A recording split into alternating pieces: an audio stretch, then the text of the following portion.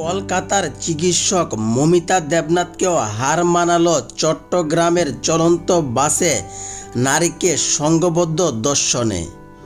চট্টগ্রামের কর্ণফুলী উপজেলার মজ্জারটেক এলাকায় একটি চলন্ত বাসে এক নারী সংঘবদ্ধ ধর্ষণের শিকার হয়েছেন। এই ঘটনায় মামলা করেছেন ভুক্তভোগী নারীর স্বামী। মামলার পর বাসের চালক আজাদ খান ও তার সহকারী শাহিদুল ইসলামকে গ্রেফতার করেছে পুলিশ। এরপর আদালতে ধর্ষণের কথা স্বীকার করে জবানবন্দি দিয়েছেন তারা।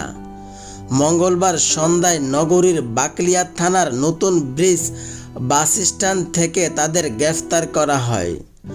গ্রেফতার আজাদ পটিয়ার ঝিরি ইউনিয়নের বেল্লাপাড়া গ্রামের মৃত্যু হাশেম খানের ছেলে এবং শাহিদুল আনোয়ার রায়পুর ইউনিয়নের সরেঙ্গা গ্রামের সৈদুল হকের ছেলে।